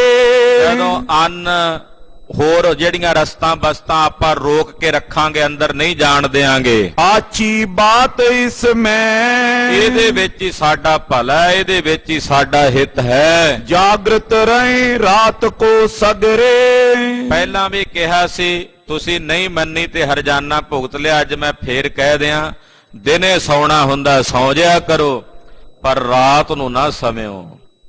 ਰਾਤ ਨੂੰ ਜਾਗਦੇ ਰਹੋ ਸਾਵਧਾਨੀ ਨਾਲ, ਭਾਵੇਂ ਮੋਰਚਾ ਤੁਹਾਡਾ ਨੇੜੇ ਹੈ ਤੇ ਭਾਵੇਂ ਦੂਰ ਹੈ। ਜੋ ਪਟ ਥਾਨ ਤਿਸੀ ਮੈਂ। ਜਿੱਥੇ ਸੂਰਮਿਆਂ ਦੇ ਮੋਰਚੇ ਨੇ ਉਹ ਜਾਗਦੇ ਰਹਿਣ। ਹਮ ਅਨੁਸਾਰ ਆਪ ਕੇ ਸਭ ਵਿਦ। ਸੂਬੇਦਾਰ ਜੀ ਅਸੀਂ ਤੁਹਾਡੇ ਅਨੁਸਾਰ ਹਾਂ, ਅਸੀਂ ਕੋਈ ਤੁਹਾਡੇ ਤੋਂ ਭੱਜੇ ਥੋੜੀ ਆ। ਜੇ ਸਾਨੂੰ ਰਾਤ ਪਤਾ ਲੱਗਦਾ ਤੇ ਅਸੀਂ ਆ ਜਾਂਦੇ, ਸਾਨੂੰ ਤਾਂ ਪਤਾ ਹੀ ਨਹੀਂ ਲੱਗਾ ਸੁੱਤੇ ਪਿਆਂ ਨੂੰ। ਕਰੇ ਕਾਰ ਜਿਮ ਭਾਖੋ। ਤੁਸੀਂ ਜੋ ਕਹੋਗੇ ਅਸੀਂ ਕਰਾਂਗੇ। ਲਰਨ ਮਰਨ ਜੀਤਨ ਅਰ ਹਾਰਨ। ਲੜਨਾ ਮਰਨਾ ਜਿੱਤਣਾ ਤੇ ਹਾਰਨਾ ਦਿਸ਼ ਖੁਦਾਏ ਅਬਿਲਾਖੋ। ਇਹ ਤਾਂ ਖੁਦਾ ਵੱਲ ਵੇਖੋ, ਖੁਦਾ ਦੀ ਅਬਲਾਖਾ ਰੱਖੋ। ਕਿਤਕ ਹਜ਼ਾਰ ਦਰਬ ਗਿਰਪਤ ਸਭ। ਹੁਣ ਸੂਬੇਦਾਰਾਂ ਦਾ ਗੁੱਸਾ ਤੇ ਸ਼ਾਂਤ ਕਰਨਾ ਸੀ। ਰਾਜੇ ਭੀਮ ਚੰਦ ਤੇ ਦੂਜੇ ਰਾਜਿਆਂ ਨੇ ਕੁਝ 1000 ਰੁਪਈਆ ਲਿਆ ਕੇ ਮਾਇਆ ਦਾ ਗੱਫਾ ਉਹ ਅੱਗੇ ਰੱਖਿਆ, ਤੇ ਸਿਆਣੇ ਕਹਿੰਦੇ ਆ ਤੇਲ ਤਮਾ ਜਾਕੋ ਮਿਲੇ ਤੁਰਤ ਨਰਮ ਹੋਏ ਜਾਏ। ਜਿਹੜੇ ਗੁੱਸੇ 'ਚ ਪਹਿਲਾਂ ਅੱਖਾਂ ਜੀਆਂ ਕੱਢੀ ਜਾਂਦੇ, ਜਦੋਂ ਪੈਸੇ ਜੇ ਵੇਖੇ ਤੇ ਫਿਰ ਨਰਮ ਜੇ ਹੋ ਗਏ। ਚਲੋ ਕੋਈ ਨਹੀਂ ਰਾਜਾ ਜੀ, ਅਸੀਂ ਤੁਹਾਡੇ ਨਾਲ ਹਾਂ। ਸੂਬਨ ਕੋ ਪੁਨ ਦੀਨਾ। ਉਹਨਾਂ ਸੂਬੇਦਾਰਾਂ ਨੂੰ ਏਦਾਂ ਪੈਸੇ ਦਿੱਤੇ, ਜਬ ਕੁਛ ਰਿਸੇ ਇਸੀ ਬਿਦ ਤਰਾਸੇ। ਹੁਣ ਉਹਨਾਂ ਦੀ ਦਾੜਾ ਨੂੰ ਕਹਿੰਦੇ ਜਿਵੇਂ ਮਾਸ ਲੱਗ ਗਿਆ। ਜਦੋਂ ਵੀ ਕਿਤੇ ਮਾੜਾ ਜਾ ਉਹਨਾਂ ਨੂੰ ਮਾਇਆ ਦੀ ਲੋੜ ਹੋਣੀ, ਵੀ ਲਾਲਚ ਹੋਣਾ, ਉਦੋਂ ਹੀ ਬੁਲਾ ਕੇ ਭੀਮ ਚੰਦ ਦੀ ਕਲਾਸ ਲਾ ਦੇਣੀ। ਗੁੱਸੇ ਦੇ ਵਿੱਚ ਆਣਾ ਰਾਜੇ ਭੀਮ ਚੰਦ ਨੇ ਤੇ ਦੂਜੇ ਰਾਜਿਆਂ ਨੇ ਮਾਇਆ ਦੇਣੀ, ਤੇ ਇਹਨਾਂ ਨੇ ਫਿਰ ਸ਼ਾਂਤ ਹੋ ਜਾਣਾ। ਏਦਾਂ 2-4 ਦਿਨਾਂ ਬਾਅਦ ਉਹ ਕਰਦੇ ਹੀ ਰਹਿੰਦੇ ਸਨ ਦੋਵੇਂ ਸੂਬੇਦਾਰ। ਕਈ ਵਾਰ ਤਨ ਲੀਨਾ। ਏਦਾਂ ਕਈ ਵਾਰ ਇਹਨਾਂ ਕੋਲੋਂ ਪੈਸੇ ਲਏ, ਕਈ ਵਾਰ ਇਹਨਾਂ ਰਾਜਿਆਂ ਦਾ ਕੋਲ ਜੋ ਧਨ ਸੀ ਉਹ ਲਿਆ। ਜੜ ਸਗਰੇ ਪੁਨ ਗਏ ਬਿਲੋਕਨ। ਏਦਾਂ ਫਿਰ ਹੁਣ ਕਹਿੰਦੇ ਚਲੋ ਵੇਖੀਏ ਮੋਰਚਾ ਚੱਲ ਕੇ, ਜਿਹੜੇ ਸਾਡੇ ਬੰਦੇ ਮਰੇ ਨੇ। ਜਦੋਂ ਉੱਥੇ ਗਏ ਵੇਖਣ ਵਾਸਤੇ, ਪਰ ਉਹ ਮੋਰਚਾ ਛੂਛਾ। ਸਾਰਾ ਮੋਰਚਾ ਖਾਲੀ ਪਿਆ, ਬੰਦੇ ਇਹਨਾਂ ਦੇ ਮਰੇ ਪਏ ਨੇ। ਕਾਕ ਕੰਕ ਗਨ ਗੀਦ ਸਵਾਨ ਪਲ। ਕਿੱਦਾਂ ਕੁੱਤੇ ਗਿੱਦੜ ਤੇ ਹੋਰ ਜਿਹੜੇ ਪੰਛੀ ਹੁੰਦੇ ਆ ਮਾਸ ਖਾਣ ਵਾਲੇ ਫਿਰਦੇ ਨੇ ਉੱਥੇ। ਖਾਏ ਦੇਖ ਤਬ ਪੂਛਾ। ਔਰ ਜਦੋਂ ਖਾ ਰਹੇ ਨੇ ਮਾਸ ਤੇ ਵੇਖ ਕੇ ਪੁੱਛਦਾ ਹੈ। ਜਬ ਪਹੁੰਚੇ ਤਬ ਗੁਲਕਾਂ ਲਾਗੇ। ਕਹਿੰਦੇ ਜਦੋਂ ਪਹੁੰਚੇ ਸਨ ਉਸ ਵੇਲੇ ਗੋਲੀਆਂ ਲੱਗੀਆਂ ਨੇ। ਲੋਥ ਪਰੀ ਸਮੁਦਾਈ। ਕਹਿੰਦੇ ਲਾਸ਼ਾਂ ਦੇ ਢੇਰ ਪਏ ਹੋਏ ਨੇ। ਦਫਨਾਵਨ ਕੀ ਬਿਦਨੇ ਬਨਤੀ। ਕਹਿੰਦੇ ਵੀ ਇਹਨਾਂ ਨੂੰ ਦੱਬਿਆ ਵੀ ਨਹੀਂ ਜਾ ਸਕਦਾ, ਇੰਨੇ ਖਿਲਰੇ ਪਏ ਨੇ। ਹੁਣ ਇਹਨਾਂ ਨੂੰ ਕਿਵੇਂ ਇਕੱਠਿਆਂ ਕਰਕੇ ਦਫਨ ਕਰੀਏ। ਪਰੇ ਰਹੇ ਤਿਸ ਠਾਈ। ਕਹਿੰਦੇ ਹੁਣ ਪਏ ਰਹਿਣ ਦਿਓ ਇੱਥੇ ਇਹਨਾਂ ਨੂੰ, ਕਿ ਇਹ ਨਾਲੇ ਮੋਰਚੇ ਜੇ ਬਣ ਗਏ ਨੇ, ਅੱਗੇ ਇਹਨਾਂ ਦੀਆਂ ਲਾਸ਼ਾਂ ਦੇ ਢੇਰ ਪਏ ਨੇ। ਉਧਰੋਂ ਜਦੋਂ ਦੁਸ਼ਮਣ ਆਉਣਗੇ ਗੋਲੀਆਂ ਚਲਾਣਗੇ ਨਾ, ਮੁਰਦਿਆਂ ਦੇ ਸਰੀਰ 'ਚ ਵੱਜਣਗੀਆਂ ਤਾਂ ਮਰੀ ਪਏ ਨੇ। ਹੁਣ ਇਹਨਾਂ ਨੂੰ ਕੀ ਦੱਬਣਾ, ਨਾਲੇ ਦੱਬਣ ਯੋਗ ਹੈਣ ਵੀ ਨਹੀਂ। ਦੂਰ ਮੋਰਚਾ ਹਟ ਕਰ ਬਾਂਧੋ। ਇੱਥੋਂ ਮੋਰਚਾ ਦੂਰ ਕਰਕੇ ਪਿੱਛੇ ਕਰਕੇ ਬੰਨ ਲਓ। ਨਿਤ ਰਹੀਏ ਸਾਵਧਾਨਾ। ਔਰ ਨਿਤ ਸਾਵਧਾਨ ਰਹਿਓ, ਹੁਣ ਚੁਕੰਨੇ ਰਹਿਓ। ਗੁਰ ਤੇ ਫਤਿਹ ਨ ਕਬੂ ਲੀਨਸ। ਕਹਿੰਦੇ ਗੁਰੂ ਤੋਂ ਨਹੀਂ ਆਪਾਂ ਜਿੰਨੇ ਵੀ ਹੁਣ ਤੱਕ ਹਮਲੇ ਕੀਤੇ ਨੇ ਫਤਿਹ ਨਹੀਂ ਲੈ ਸਕੇ। ਕਈ ਬਾਰ ਰਨ ਠਾਨਾ। ਕਈ ਵਾਰ ਜੰਗ ਕਰ ਲਿਆ, ਅਸੀਂ ਗੁਰੂ ਤੋਂ ਨਹੀਂ ਜਿੱਤ ਸਕੇ। ਇਮ ਸੁਚੇਤ ਕਰ ਸਭ ਥਲ ਫਿਰ ਕਰ। ਤਾਂ ਸਾਰਿਆਂ ਨੂੰ ਸੁਚੇਤ ਕਰਕੇ ਸਾਰੀਆਂ ਥਾਵਾਂ ਤੇ ਫਿਰ ਕੇ ਸੂਬੇਦਾਰ, ਜੁਗ ਸੂਬੇ ਅਰ ਰਾਜੇ। ਦੋਵੇਂ ਸੂਬੇਦਾਰ ਤੇ ਜਿਹੜੇ ਨਾਲ ਰਾਜੇ ਹਨ, ਪੁਨ ਪਹੁੰਚੇ ਨਿਜ ਸਿਵਰ ਵਿਖੇ। ਜਿੱਥੇ ਇਹਨਾਂ ਦਾ ਡੇਰਾ ਸੀ ਉੱਥੇ ਪਹੁੰਚ ਗਏ। ਨੈ ਕੁਛ ਦੁੰਦਪ ਬਾਜੇ। ਹੁਣ ਕੋਈ ਨਗਾਰਾ ਨਹੀਂ ਪਿਆ ਵੱਜਦਾ, ਸ਼ਾਂਤੀ ਬਣੀ ਹੋਈ ਆ ਜੰਗ 'ਚ। ਪ੍ਰਥਮ ਪੈਰ ਜੁਗ ਦਿਨ ਕੋ ਬੀਤੇ। ਸਵੇਰ ਦਾ ਦਿਨ ਦਾ ਪਹਿਲਾ ਪਹਿਰ ਬੀਤ ਗਿਆ। ਤਰਿਓ ਦੁਪਹਿਰਾ ਏਰਾ। ਜਦੋਂ ਦੁਪਹਿਰਾ ਜਾ ਟਲਿਆ, ਸੋਚ ਇਸ਼ਨਾਨ ਠਾਨ ਕਰ ਬੈਠੇ। ਕਲਗੀਧਰ ਪਾਤਸ਼ਾਹ ਜੀ ਮਹਾਰਾਜ ਜੀ ਦੁਪਹਿਰੇ ਟਲਿਆ ਸ਼ਰਦਾਈ ਛਕਣ ਦੇ ਸ਼ੌਕੀਨ ਸਨ। ਸ਼ਰਦਾਈ ਛਕੀ ਮਹਾਰਾਜ ਗਰੀਬ ਨਵਾਜ ਪਾਤਸ਼ਾਹ ਨੇ ਸੋਚ ਇਸ਼ਨਾਨ ਕੀਤਾ। ਉੱਚੇ ਥਲ ਭਗਵੰਤਾ। ਤੇ ਥਾਂ ਤੇ ਮਹਾਰਾਜ ਜੀ ਦੀਵਾਨ ਸਜਾਉਂਦੇ, ਜਿੱਥੇ ਦੂਰ ਤੱਕ ਦੁਸ਼ਮਣ ਨੂੰ ਦਿਸਦੇ ਨੇ ਤੇ ਦੁਸ਼ਮਣ ਨੂੰ ਵੇਖਦੇ ਨੇ। ਸਿੰਘ ਸੁਚੇਤਾ ਕਰ ਕਰ ਪਹੁੰਚੇ। ਸਿੰਘ ਵੀ ਸੁਚੇਤਾ ਕਰਕੇ ਪਿਛਲੇ ਪੈਰ ਦਾ ਸਰੀਰ ਦੀ ਕਿਰਿਆ ਸੋਧ ਕੇ ਮਹਾਰਾਜ ਜੀ ਕੋਲ ਪਹੁੰਚੇ ਹਨ। ਦਰਸੈ ਮੁਖ ਦੁਤੀਵੰਤਾ।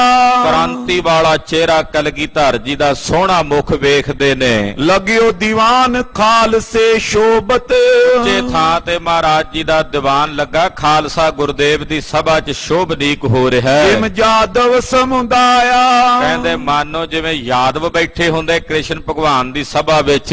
ਰੂਪ ਗੋਬਿੰਦ ਗੋਬਿੰਦ ਸਿੰਘ ਜੀ। ਕਲਗੀਧਰ ਪਾਤਸ਼ਾਹ ਜੀ ਮਹਾਰਾਜ ਜੀ ਇਸੇ ਤਰ੍ਹਾਂ ਬੈਠੇ ਕਲਯੁਗ ਦੇ ਅਵਤਾਰ ਬਣ ਕੇ ਸਿੰਘਾਂ ਨੂੰ ਦਰਸ਼ਨ ਦੇ ਰਹੇ ਨੇ। ਸ਼ਸਤਰਨ ਸਹਿਤ ਸੁਹਾਇਆ।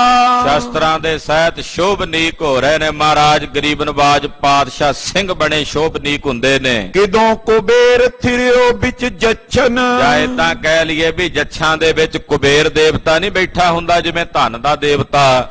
ਏਦਾਂ ਕਲਗੀਧਰ ਪਾਤਸ਼ਾਹ ਸਿੰਘਾਂ ਦੀ ਸਭਾ ਵਿੱਚ ਕੁਟਾਨ ਕੁਬੇਰ ਜਿਨ੍ਹਾਂ ਦੇ ਚਰਨਾਂ 'ਚ ਬਿਰਾਜਮਾਨ ਨੇ ਬੈਠੇ ਨੇ। ਜ਼ੇਵਰ ਜੋਤ ਸੁਹਾਵੇ। ਸਰੀਰ ਤੇ ਸੋਹਣੇ ਜ਼ੇਵਰਾਤ ਗਹਿਣੇ ਪਾਤਸ਼ਾਹ ਦੇ ਸ਼ੋਭਨੀਕ ਹੁੰਦੇ ਐ। ਕਲਗੀ ਸ਼ੋਭਦੀ ਐ, ਜਗ੍ਹਾ ਚਮਕਦੀ ਐ। ਦੇਵਨ ਗਨ ਮੈਂ ਕਿਦੋਂ ਇੰਦਰ ਹੈ। ਜਾਂ ਇਸ ਤਰ੍ਹਾਂ ਕਹਿ ਲਈਏ ਸਵਰਗਪੁਰੀ 'ਚ ਜਿਵੇਂ ਦੇਵਤਿਆਂ ਦੀ ਸਭਾ ਲੱਗਦੀ ਤੇ ਵਿੱਚ ਇੰਦਰ ਬੈਠਾ ਸ਼ੋਭਦਾ ਹੈ। ਮੁਦਤ ਮਾ ਦੁਤੀ ਪਾਵੇ। ਔਰ ਸਾਰੇ ਦੇਵਤੇ ਬੜੇ ਖੁਸ਼ ਹੋ ਕੇ ਬੈਠੇ ਇੰਦਰ ਵੱਲ ਵੇਖਦੇ ਨੇ। ਤੈਸੇ ਕਲਗੀਧਰ ਪਾਤਸ਼ਾਹ ਜੀ ਮਹਾਰਾਜ ਕੋਟਾਨ ਇੰਦਰ ਅੰਦਰਾਨ ਹੋ ਕੇ ਸ਼ੋਭਨੀਕ ਹੁੰਦੇ ਤੇ ਸਿੰਘ ਦੇਵਤੇ ਬਣ ਕੇ ਕਲਗੀਧਰ ਦਾ ਰੂਪ ਨਿਹਾਰਦੇ ਨੇ। ਤੁੰਗ ਸਥਲ ਪਰ ਸ਼੍ਰੀ ਪ੍ਰਭ ਥਿਰ ਤਬ। ਜੇ ਸਥਲ ਤੇ ਮਹਾਰਾਜ ਗੁਰੂ ਕਲਗੀਧਰ ਪਾਤਸ਼ਾਹ ਜੀ ਬੈਠੇ ਹਨ।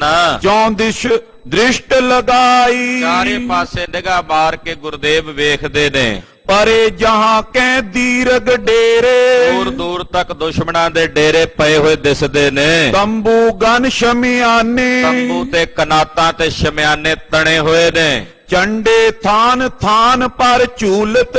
ਥਾਂ ਤੇ ਦੁਸ਼ਮਣਾਂ ਦੇ ਝੰਡੇ ਝੂਲਦੇ ਪਏ ਨਜ਼ਰ ਆਉਂਦੇ ਨੇ। ਬਹੁਤ ਬਰਨ ਕੇ ਬਾਨੇ। ਔਰ ਕਈ ਰੰਗਾਂ ਦੇ ਉਹਨਾਂ ਦੇ ਉੱਤੇ ਝੰਡਿਆਂ ਤੇ ਕੱਪੜੇ ਪਾਏ ਹੋਏ ਨੇ। ਸਿਵਰ ਪਿਖਿਓ ਪੁਨ ਸੂਬਨ ਕੇਰਾ। ਏਦਾਂ ਜਦੋਂ ਸੂਬਿਆਂ ਦਾ ਸਿਵਰ ਵੇਖਿਆ ਮਹਾਰਾਜ ਜੀ ਨੇ, ਜਿੱਥੇ ਸੂਬੇਦਾਰ ਲਾਹੌਰ ਤੇ ਸੂਬੇਦਾਰ ਸਰਹੰਦ ਦਾ ਡੇਰਾ ਸੀ, ਤੰਬੂ ਲਗਿਓ ਬਨਾਤੀ। ਤੇ ਬੜਾ ਸੋਹਣਾ ਤੰਬੂ ਲੱਗਾ ਵੇਖਿਆ ਕਲਗੀਧਰ ਜੀ ਨੇ। ਤਾਨਿਓ ਸ਼ਮਿਆਨਾ ਬਹੁ ਦੀਰਗ।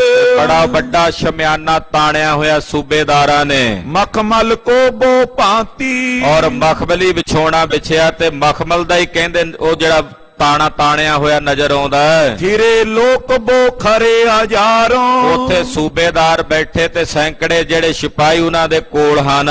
ਸ਼ਸਤਰਨ ਜੁਤ ਸਵਦਾਨਾ। ਸਾਰੇ ਸ਼ਸਤਰਾਂ ਸਹਿਤ ਸਾਵਧਾਨ ਖੜੇ ਨੇ ਸੂਬੇਦਾਰਾਂ ਕੋਲ। ਤੈਂ ਬਿਲੋਕ ਮੁਸਕਾਏ ਕਹਿਓ ਪ੍ਰਭੂ। ਸੂਬੇਦਾਰ ਦੋਵੇਂ ਬੈਠੇ ਨੇ। ਸਿਪਾਹੀ ਬੈਠੇ ਨੇ, ਉਹਨਾਂ ਦੇ ਵਜ਼ੀਰ ਆਲਾ ਅਫਸਰ ਬੈਠੇ ਨੇ, ਕੁਝ ਰਾਜੇ ਪਹਾੜੀ ਵੀ ਬੈਠੇ ਨੇ ਕੋਲ। ਮਹਾਰਾਜ ਜੀ ਵੇਖ ਕੇ ਮੁਸਕਰਾ ਪਏ ਕਲਗੀਧਰ ਜੀ, ਤੇ ਮੁਸਕਰਾ ਕੇ ਮਹਾਰਾਜ ਜੀ ਨਾ ਹੱਸਦਿਆਂ ਕਹਿਣ ਲੱਗੇ, ਇਹ ਸਨਮੁਖ ਡਰਹਾਨਾ। ਮਹਾਰਾਜ ਜੀ ਕਹਿੰਦੇ ਦਇਆ ਸਿੰਘ ਜੀ, ਉਦੇ ਸਿੰਘ ਜੀ, ਇਹ ਸਾਹਮਣੇ ਬੜੇ ਨਿਡਰ ਜੇ ਹੋ ਕੇ ਬੈਠੇ ਨੇ, ਇਹਨਾਂ ਨੂੰ ਡਰ ਨਹੀਂ ਪਿਆ ਆਉਂਦਾ ਆਪਾਂ ਨੂੰ ਵੇਖ ਕੇ? ਇਹ ਸਾਰੇ ਨਿਡਰ ਜੇ ਹੋ ਕੇ ਬੈਠੇ ਲੱਗਦੇ ਨੇ। ਉਹਦੇ ਸਿੰਘ ਕਰ ਜੋਰ ਉਚਾਰੀ। ਮਹਾਰਾਜ ਜੀ ਨੇ ਜਦੋਂ ਇਹ ਬਚਨ ਕਹੇ ਤੇ ਭਾਈ ਉਹਦੇ ਸਿੰਘ ਜੀ ਅੱਗੋਂ ਹੱਥ ਜੋੜ ਕੇ ਬੋਲੇ, ਜਬੇ ਪ੍ਰਹਾਰੇ ਬਾਨਾ। ਮਹਾਰਾਜ ਜੀ ਜਦੋਂ ਤੁਸੀਂ ਤੀਰ ਚਲਾਇਆਂ ਨੂੰ ਦਿਨ ਲੰਘ ਗਏ ਨੇ ਨਾ, ਕੁਝ ਜਿਹੜੇ ਤੀਰ ਪਹਿਲਾਂ ਚਲਾਏ ਸਨ ਆਪ ਜੀ ਨੇ, ਇਹਨਾਂ ਨੂੰ ਚੋਪੜ ਖੇਡਦਿਆਂ ਦੇ ਤੀਰ ਲਾਏ ਸਨ। ਮਹਾਰਾਜ ਉਹਨਾਂ ਨੂੰ ਕੁਝ ਦਿਨ ਬੀਤ ਗਏ ਨੇ ਜਦੋਂ ਆਪ ਜੀ ਨੇ ਪਹਿਲਾਂ ਤੀਰ ਚਲਾਏ ਸਨ। ਤਬ ਡਰ ਕਰ ਥਿਰ ਦੂਰ ਰਹਿਤ ਪਾ। ਉਦੋਂ ਦੇ ਡਰੇ ਹੋਏ ਦੂਰ ਦੂਰ ਰਹਿੰਦੇ ਸਨ। ਬਹੁ ਦਿਨ ਬੀਤੇ ਸੁਹਾਨਾ। ਮਹਾਰਾਜ ਤੀਰ ਚਲਾਇਆਂ ਨੂੰ ਬਹੁਤੇ ਦਿਨ ਬੀਤ ਗਏ ਨੇ। ਪ੍ਰਥਮ ਰੀਤ ਹੀ ਬੈਠਣ ਲਾਗੇ। ਫਿਰ ਉਸੇ ਤਰ੍ਹਾਂ ਨੇੜੇ ਆ ਕੇ ਬਹਿਣ ਲੱਗ ਪਏ ਨੇ ਪਹਿਲਾਂ ਵਾਂਗੂ ਹੀ।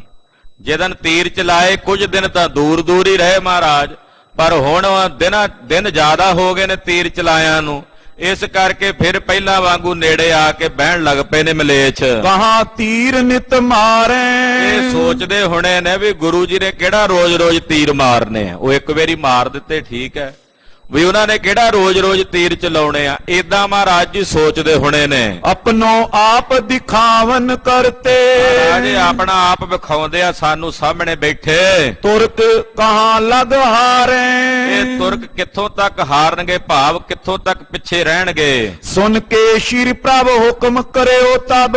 ਮਹਾਰਾਜ ਜੀ ਕਹਿੰਦੇ ਫਿਰ ਉਦੇ ਸਿੰਘ ਜੀ ਅੱਜ ਫੇਰ ਜਲਵਾ ਵਿਖਾ ਦਿੰਦੇ ਆ ਖਾਲਸੇ ਦਾ ਇਹਨਾਂ ਨੂੰ, ਵੀ ਜੇ ਦਿਨ ਲੰਘ ਗਏ ਨੇ ਕੁਝ ਤੇ ਹੁਣ ਫਿਰ ਨਿਡਰ ਜੇ ਹੋਏ ਬੈਠੇ ਨੇ, ਸਾਨੂੰ ਆਪਣਾ ਆਪ ਵਿਖਾਉਂਦੇ। ਭਾਈ ਉਦੇ ਸਿੰਘ ਜੀ ਕਹਿੰਦੇ ਮਹਾਰਾਜ ਇਹ ਸਾਨੂੰ ਆਪਣਾ ਆਪੇ ਵਿਖਾਈ ਜਾਂਦੇ ਨੇ, ਕਈ ਦਿਨਾਂ ਦੇ ਬੈਠੇ ਸਾਨੂੰ ਰੜਕਦੇ ਬੜੇ ਨੇ, ਸਾਡੇ ਆਲੇ ਦੁਆਲੇ ਘੇਰਾ ਪਾ ਕੇ ਬੈਠੇ ਨੇ।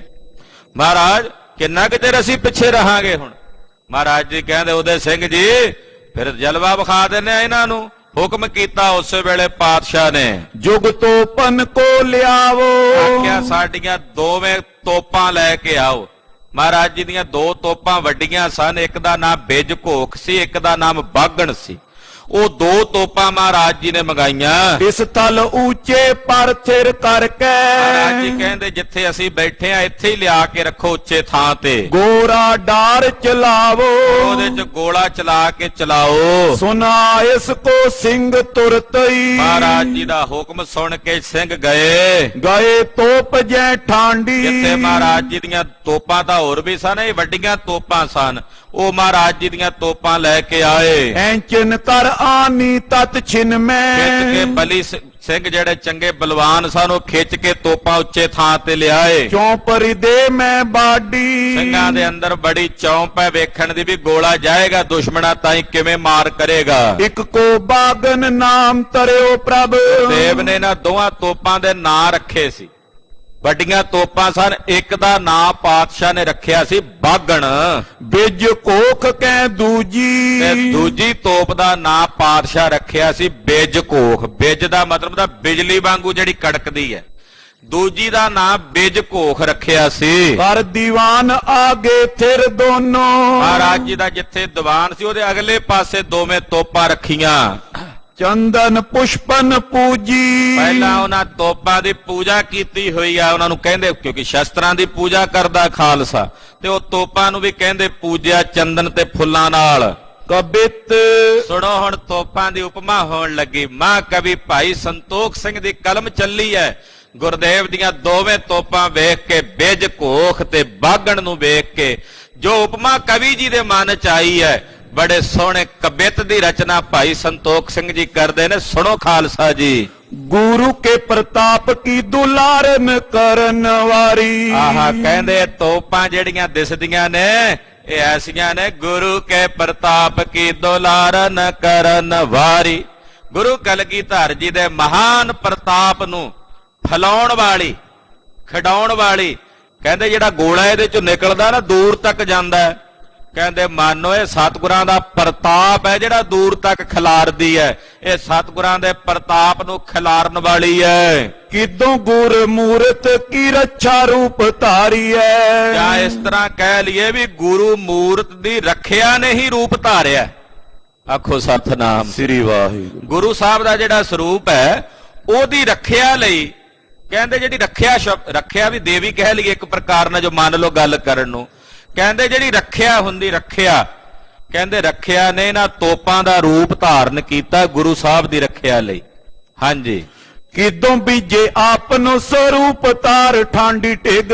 ਜਾਂ ਇਸ ਤਰ੍ਹਾਂ ਕਹਿ ਲਈਏ ਵੀ ਜਿਹੜੀ ਵਿਜੈ ਲక్ష్ਮੀ ਹੈ, ਵਿਜੈ ਲక్ష్ਮੀ ਜਿੱਤ, ਉਹਨੇ ਆਪਣਾ ਸਰੂਪ ਧਾਰਨ ਕੀਤਾ ਇਹਨਾਂ ਤੋਪਾਂ ਦੇ ਰੂਪ ਵਿੱਚ ਤੇ ਕਲਗੀਧਰ ਜੀ ਦੇ ਸਾਹਮਣੇ ਖੜੀ।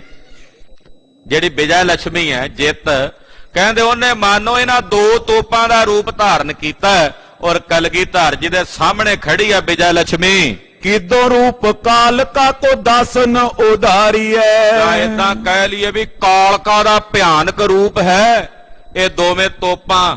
ਕਾਲ ਦਾ ਵੀ ਕਾਲ ਉਹਨੂੰ ਕਹਿੰਦੇ ਨੇ ਕਾਲਕਾ, ਕਹਿੰਦੇ ਕਾਲ ਦੇ ਵੀ ਕਾਲ ਦਾ ਇਹ ਭਿਆਨਕ ਰੂਪ ਹੈ ਜਿਹੜੀ ਦਾਸਾਂ ਦਾ ਉਧਾਰ ਕਰਨ ਵਾਲੀ ਹੈ। ਸਿੰਘਨ ਸਹਾਏ ਹੇਤ ਦੇਤੇ ਹੈ ਦਿਖਾਈ ਸੋਏ। ਕਹਿੰਦੇ ਕਾਲ ਦਾ ਵੀ ਕਾਲ ਮਹਾਕਾਲ ਮਾਨੋ ਇਹਨਾਂ ਤੋਪਾਂ ਦੇ ਰੂਪ ਦੇ ਵਿੱਚ ਸਿੰਘਾਂ ਦੀ ਸਹਾਇਤਾ ਕਰਨ ਵਾਸਤੇ ਪ੍ਰਤੱਖ ਦਰਸ਼ਨ ਦੇ ਰਿਹਾ ਹੈ।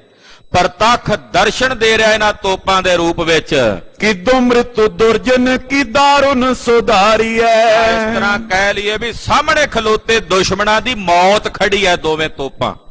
ਇਹ ਜਿਹੜੀਆਂ ਦੋਵੇਂ ਤੋਪਾਂ ਨੇ ਮਾਨੋ ਦੁਸ਼ਮਣ ਦਾ ਕਾਲ ਹੈ, ਦੁਸ਼ਮਣ ਦੀ ਮੌਤ ਹੈ ਜਿਹੜੀ ਇਹ ਪ੍ਰਤੱਖ ਤੋਪ ਦਾ ਰੂਪ ਧਾਰਨ ਕਰਕੇ ਖੜੀ ਹੈ। ਹਿੰਦ ਕੋ ਧਰਮ ਤਾਰਾ ਧਾਰ ਬੇਕੋ ਤੀਰ ਤਰ। ਔਰ ਹਿੰਦੂ ਧਰਮ ਨੂੰ ਧੀਰਜ ਦੇਣ ਵਾਸਤੇ, ਉਹਨਾਂ ਨੂੰ ਹੌਸਲਾ ਦੇਣ ਵਾਸਤੇ ਤੋਪਾਂ ਮਾਨੋ ਧੀਰਜ ਰੂਪ ਹੋ ਕੇ ਖੜੀਆਂ ਹਨ। ਸ਼੍ਰੀ ਗੋਬਿੰਦ ਸਿੰਘ ਤੋਪ ਉਪਮਾ ਵਿਚਾਰੀ ਹੈ। ਕਹਿੰਦੇ ਸ੍ਰੀ ਗੁਰੂ ਗੋਬਿੰਦ ਸਿੰਘ ਸਾਹਿਬ ਜੀ ਦੀਆਂ ਤੋਪਾਂ ਦੀ ਇਹ ਉਪਮਾ ਮੇਰੇ ਮਨ ਚ ਆਉਂਦੀ ਹੈ। ਕੈਸੇ ਸੋਹਣਾ ਕਵਿਤ ਰਚਦੇ। ਕਹਿੰਦੇ ਗੁਰੂ ਗੋਬਿੰਦ ਸਿੰਘ ਸਾਹਿਬ ਸੱਚੇ ਪਾਤਸ਼ਾਹ ਜੀ ਮਹਾਰਾਜ ਜੀ ਦੀਆਂ ਜਿਹੜੀਆਂ ਇਹ ਤੋਪਾਂ ਹਨ ਉਹਨਾਂ ਦੀ ਉਪਮਾ ਮੇਰੇ ਮਨ ਚ ਏਦਾਂ ਵਿਚਾਰ ਵਿੱਚ ਆਉਂਦੀ ਹੈ। ਹਿੰਦ ਕੋ ਧਰਮ ਧਾਰਾ ਧਾਰ ਬੇਕੋ ਧੀਰ ਧਾਰ, ਸ਼੍ਰੀ ਗੋਬਿੰਦ ਸਿੰਘ ਤੋਪ ਉਪਮਾ ਵਿਚਾਰੀ ਹੈ। ਇਹ ਗੁਰੂ ਗੋਬਿੰਦ ਸਿੰਘ ਸਾਹਿਬ ਜੀ ਦੀ ਉਪਮਾ ਮੇਰੇ ਮਨ ਚ ਆਉਂਦੀ, ਉਹਨਾਂ ਦੀ ਤੋਪਾਂ ਦੀ ਉਪਮਾ ਮੇਰੇ ਮਨ ਚ ਆਉਂਦੀ ਹੈ।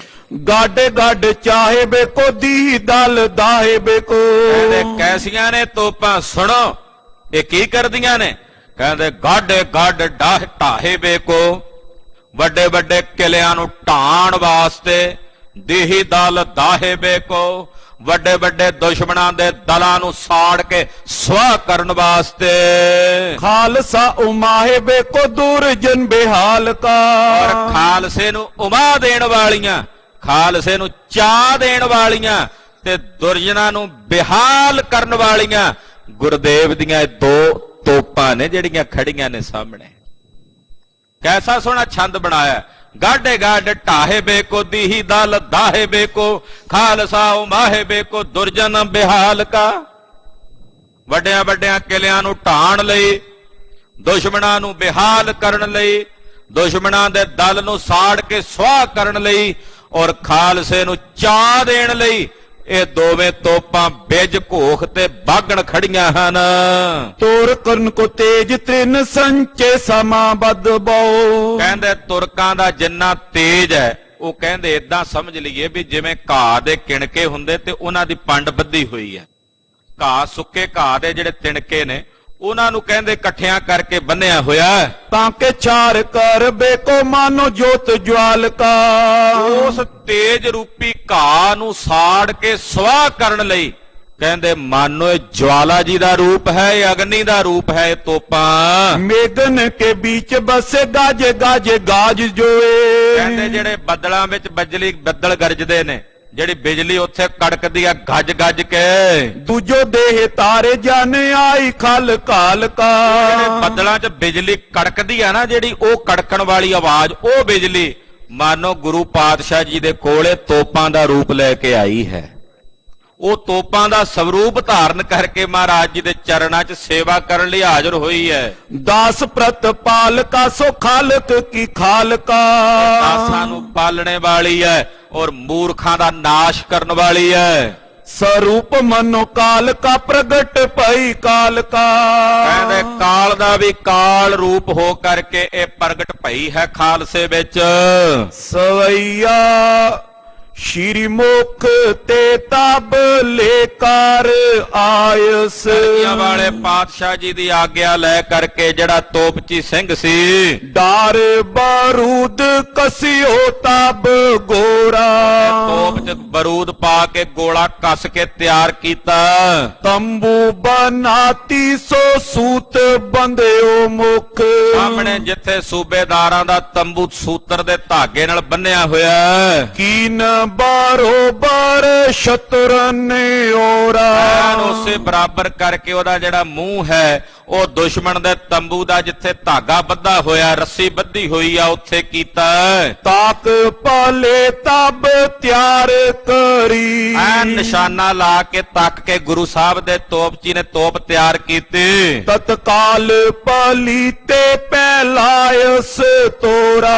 ਕਾਲ ਪਿਛਲੇ ਪਾਸੇ ਪਲੀਤੇ ਤੇ ਤੋੜਾ ਲਾਇਆ ਅੱਗ ਦਾ। ਗਾਜ ਗਿਰੀ ਜਨ ਦੀ ਆਵਾਜ਼ ਤੇ।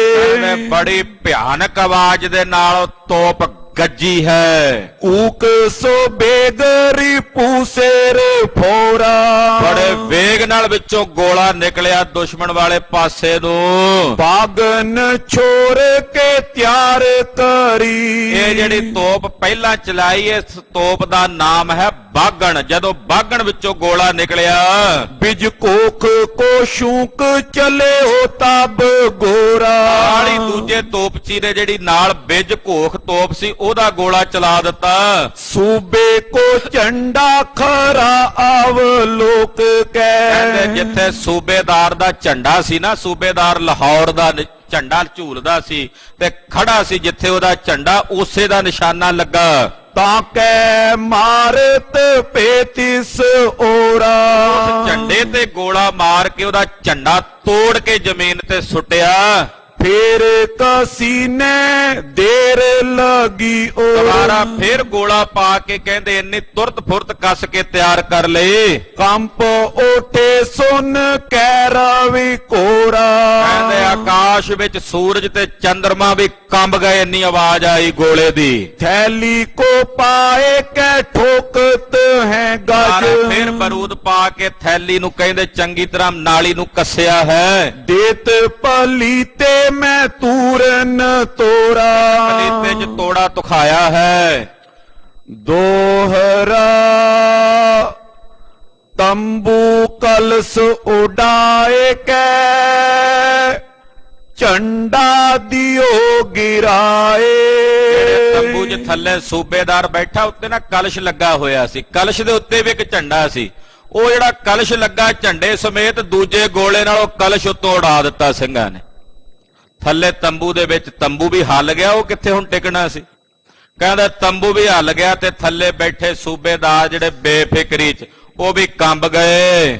ਟੂਟ ਪਰਿਓ ਤਰ ਪਰ ਤਬੇ ਸ਼ੋਰ ਉੱਠਿਓ ਸਮੁਦਾਏ। ਕਹਿੰਦੇ ਇੱਕਦਮ ਤੜਫੜਾ ਕਰਕੇ ਉੱਠੇ, ਇੱਕਦਮ ਸਾਰਿਆਂ ਪਾਸੇ ਸ਼ੋਰ ਮਚ ਗਿਆ। ਜਿਸ ਪ੍ਰਕਾਰ ਨਾਲ ਗੋਲੇ ਚੱਲੇ ਔਰ ਇਹਨਾਂ ਦੀ ਦੁਰਦਸ਼ਾ ਹੋਈ ਉਹ ਕਥਾ ਆਪ ਦੀ ਅਗਲਿਆਂ ਪ੍ਰਸੰਗਾਂ 'ਚ ਸਰਵਣ ਕਰੋਗੇ। ਗਰੀਬ ਨਵਾਜ ਪਾਤਸ਼ਾਹ ਜੀ ਦਾ ਪਾਵਨ ਪਵਿੱਤਰ ਇਤਿਹਾਸ ਕਥਨ ਕਰਦਿਆਂ ਹੋਈਆਂ ਭੁੱਲਾਂ ਚੁੱਕਾਂ ਦੀ ਖਿਮਾ। ਵਾਹਿਗੁਰੂ ਵਾਹਿਗੁਰੂ ਵਾਹਿਗੁਰੂ ਵਾਹਿਗੁਰੂ ਵਾਹਿਗੁਰੂ ਵਾਹਿਗੁਰੂ ਵਾਹਿਗੁਰੂ ਵਾਹਿਗੁਰੂ ਵਾਹਿਗੁਰੂ ਵਾਹਿਗੁਰੂ ਵਾਹਿਗੁਰੂ ਵਾਹਿਗੁਰੂ ਵਾਹਿਗੁਰੂ ਵਾਹਿਗੁਰੂ ਵਾਹਿਗੁਰੂ ਵਾਹਿਗੁਰੂ।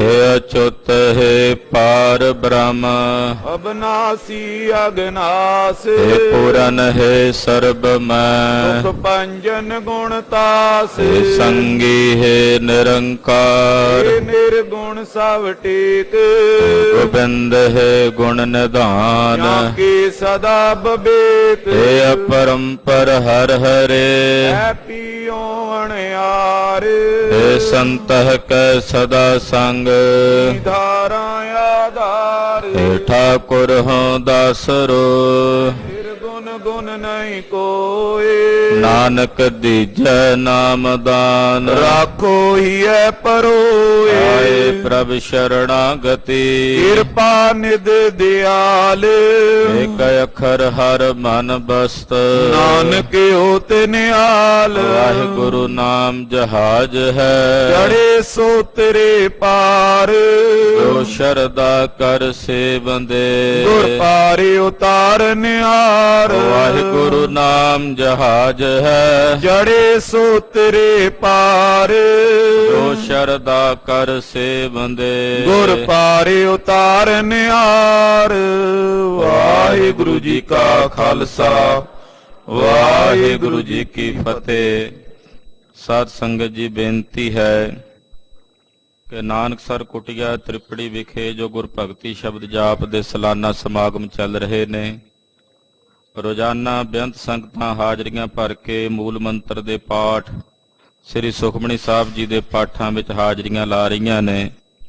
ਉੱਥੇ ਰੋਜ਼ ਸ਼ਾਮ ਨੂੰ 6 ਤੋਂ 9 ਵਜੇ ਤੱਕ ਸਮਾਗਮ ਸਜਦੇ ਨੇ ਕੀਰਤਨ ਦਰਬਾਰ। ਅੱਜ ਦੇ ਸਮਾਗਮਾਂ ਵਿੱਚ ਸਿੰਘ ਸਾਹਿਬ ਜਥੇਦਾਰ ਗਿਆਨੀ ਰਣਜੀਤ ਸਿੰਘ ਜੀ ਗਹਰੇ ਮਸਕੀਨ ਜਥੇਦਾਰ ਤਖਤ ਸ੍ਰੀ ਪਟਨਾ ਸਾਹਿਬ, ਉਹ ਹਾਜ਼ਰੀਆਂ ਭਰ ਰਹੇ ਨੇ। ਔਰ ਧੰਨ ਗੁਰੂ ਰਾਮਦਾਸ ਜੀ ਮਹਾਰਾਜ ਜੀ ਦੇ ਪਾਵਨ ਦਰਬਾਰ ਦੇ ਸਿੰਘ ਸਾਹਿਬ ਗਿਆਨੀ ਅਮਰਜੀਤ ਸਿੰਘ ਜੀ ਸ੍ਰੀ ਹਰਮੰਦਰ ਸਾਹਿਬ ਗ੍ਰੰਥੀ ਸਿੰਘ ਜੀ ਹਾਜ਼ਰੀਆਂ ਭਰ ਰਹੇ ਨੇ। ਸੰਤ ਬਾਬਾ ਕਸ਼ਮੀਰਾ ਸਿੰਘ ਜੀ ਹਲੋਰਾ ਸਾਹਿਬ ਵਾਲੇ, ਉਹ ਅੱਜ ਰਾਤ ਦੇ ਸਮਾਗਮਾਂ ਵਿੱਚ 6 ਤੋਂ 9 ਵਜੇ ਤੱਕ ਦੇ ਸਮਾਗਮਾਂ 'ਚ ਹਾਜ਼ਰੀਆਂ ਭਰ ਰਹੇ ਨੇ। ਸਮੂਹ ਸੰਗਤਾਂ ਦੇ ਚਰਨਾਂ ਵਿੱਚ ਬੇਨਤੀ ਹੈ, ਸਮਾਗਮਾਂ ਵਿੱਚ ਹਾਜ਼ਰੀਆਂ ਭਰ ਕੇ ਗੁਰੂ ਜਸ ਸਰਵਣ ਕਰੋ ਜੀ। ਵਾਹਿਗੁਰੂ ਜੀ ਕਾ ਖਾਲਸਾ, ਵਾਹਿਗੁਰੂ ਜੀ ਕੀ ਫਤਿਹ।